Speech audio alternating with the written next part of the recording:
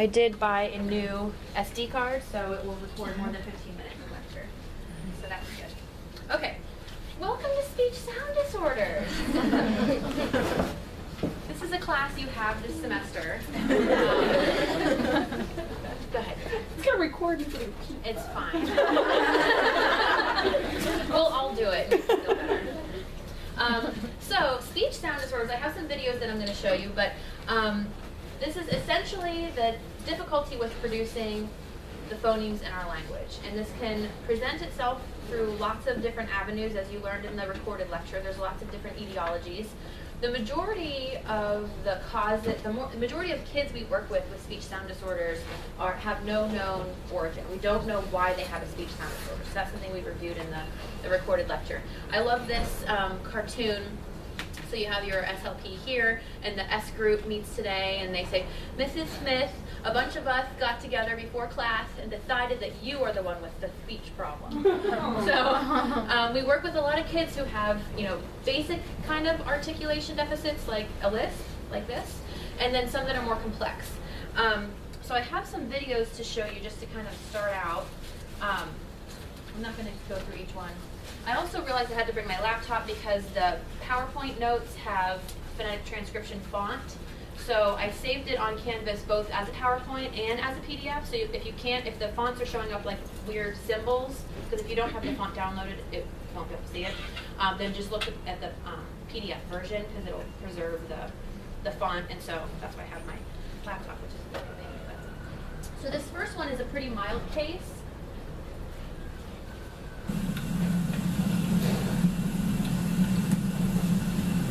Hi, Mike. So this is a pretty mild case. What I want you to do is listen to this little gal's speech and see if you can identify which phoneme she's struggling with. My name's Grace, and my favorite movie is SpongeBob SquarePants. Why isn't there showing? I guess you can listen to it. Why wouldn't it show?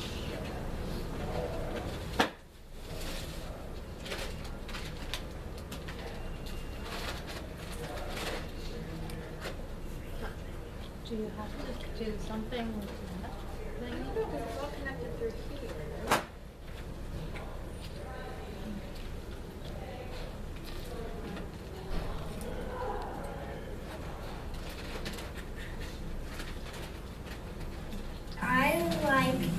Well, you can listen.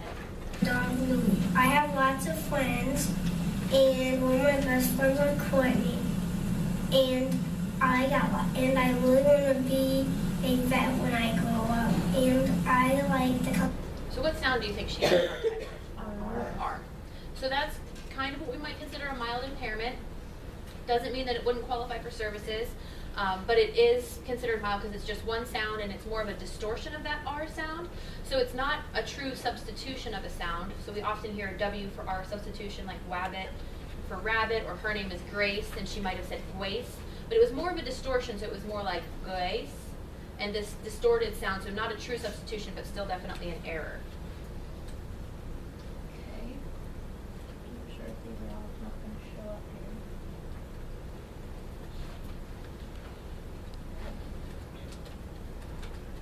Let's try this one. Elizabeth. How old are you, Elizabeth? 3. Elizabeth is going to tell us a story so that we can look at her speech and articulation skills within a connected speech sample. All right, Elizabeth, tell us your story. Once upon a time, there was a little puppet named Pinocchio.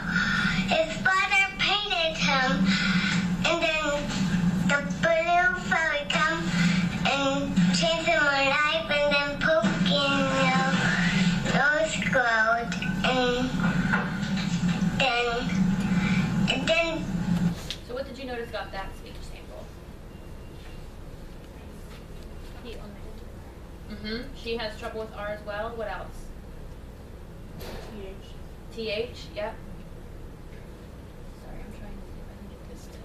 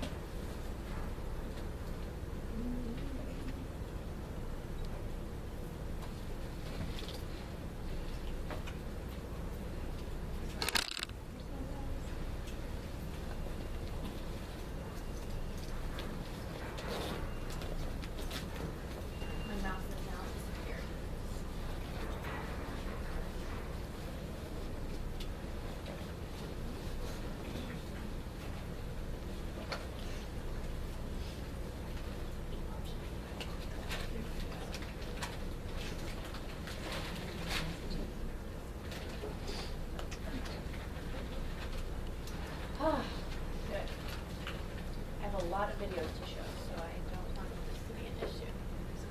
Okay. That little gal, let's go back to that one. She's also super cute, so you can't tell. The blue fairy comes again in fixed his nose and Jimmy Cricket said, "We're free." And then the fox said, "Up to the feather." The end. So she had RTH, like you guys mentioned. And she also had some difficulties with multisyllabic words, so she was reducing them to eliminate the weak syllable, which we'll talk about in a little bit. So she was having a hard time with complex words, complex sounds.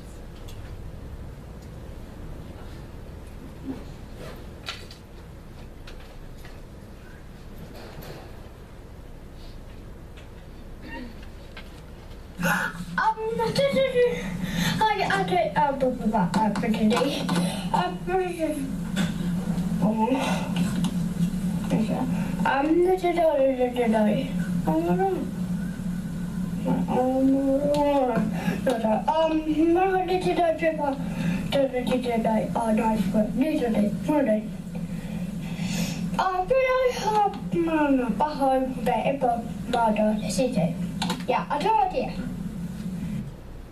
What sounds does he have trouble with? Oh, yes, definitely back sounds. What else? Fricatives. Yep. So what we do know about this kid is what he can't do. We don't know exactly what he's trying to say because it's completely unintelligible. But what we are able to do in cases like this is to figure out what they are doing. So he can do stops, he can do voice sounds, and then we figure out what they're not doing. So he's not doing any back sounds, he's not doing any fricatives, he's not doing any voiceless sounds. He doesn't have any liquids or glides. And this is what we call, which we'll get to in assessment, but this is what we call an independent analysis. So you can still transcribe and evaluate a child's speech when they're this complex, because you're able to just evaluate what they're doing and what they're not doing. Which sound classes are they making? Which sound classes are they not making? Which features of sounds are they able to produce and which ones are they not?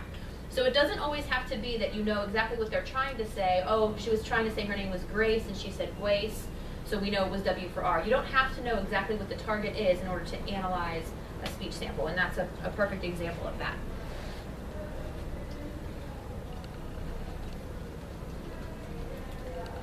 So this lecture today, I'm going to have to put my hair up, it is so hot, is a lot of basic terminology, because this is actually the lecture that you should have gotten the first week.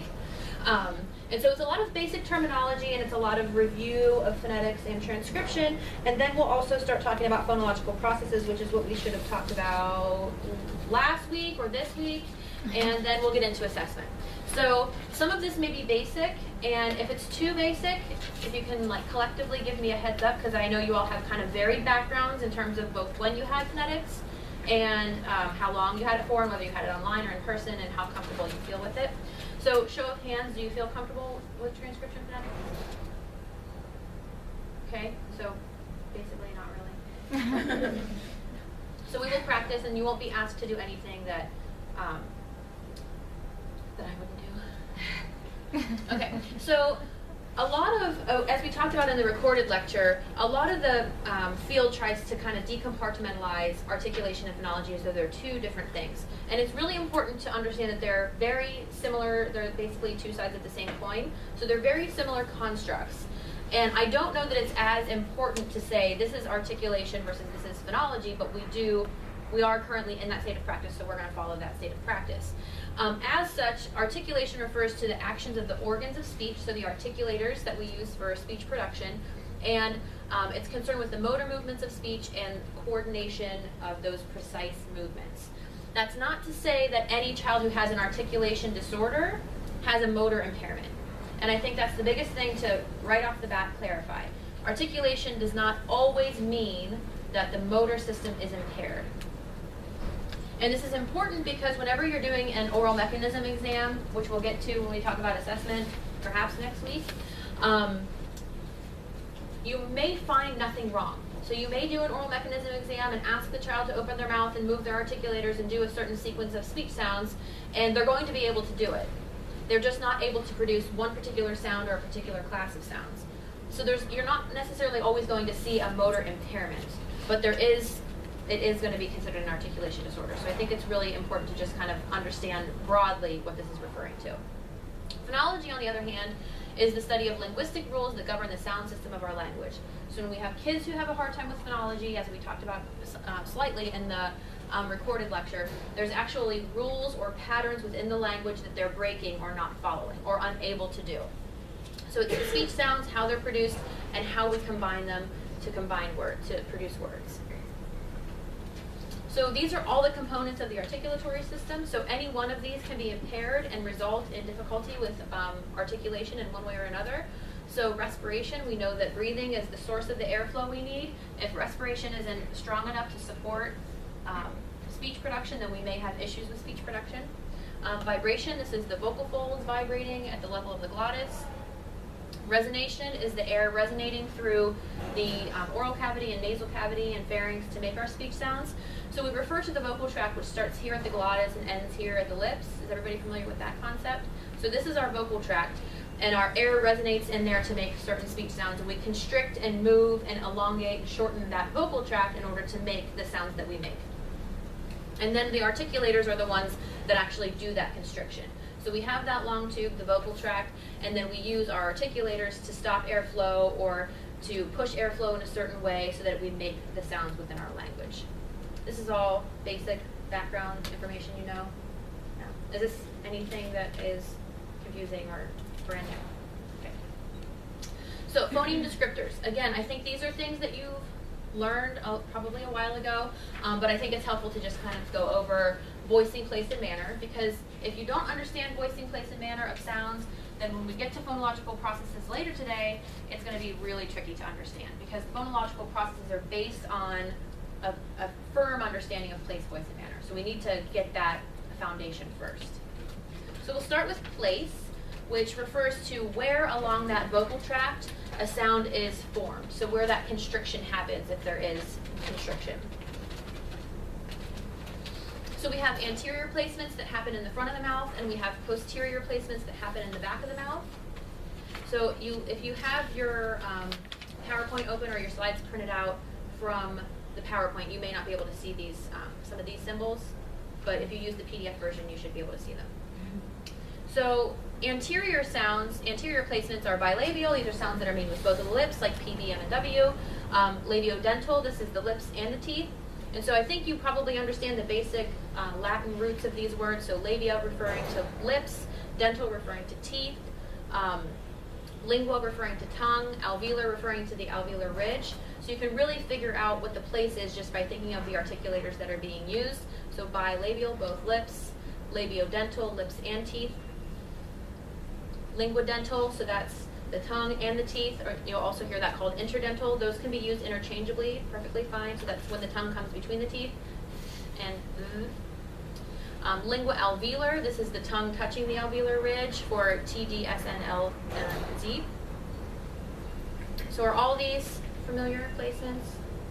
You'll also, just so you know, you'll hear this called lingua alveolar or alveolar. You'll hear lingua palatal or palatal. The lingua piece is often dropped because it's kind of assumed, because the tongue is pretty much involved in every articulation position for the most part. And so it's fine to use either lingua alveolar or just alveolar, and then lingua palatal or just palatal. So the posterior placements, this is further back in the mouth. Lingua palatal or palatal, these are our sh, j, ch, j, and ya. And then velar, which is k, g, and ing. And then our glottal, which is, and then our glottal stop, which I can't really do in isolation, but it's, you know, when your vocal folds come together to stop, like in but in, that stop sound in the middle there. Yes? Familiar? Okay. So this is front of the mouth, back of the mouth. So we use these terms to refer to place, where in the mouth the sound is made.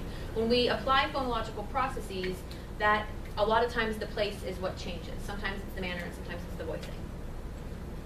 So as a sample place of articulation, if you say this list of words in order, you can feel your articulators move gradually from the most anterior position to the most posterior position. So let's go ahead and do it together.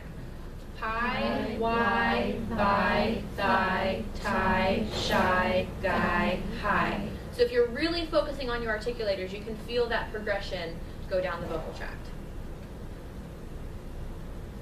Now, you may or may not have noticed that you will find yourself making sounds at home or in the car or on the T or in the shower, trying to figure out what a child is doing. And this is the absolute best thing that you can possibly do.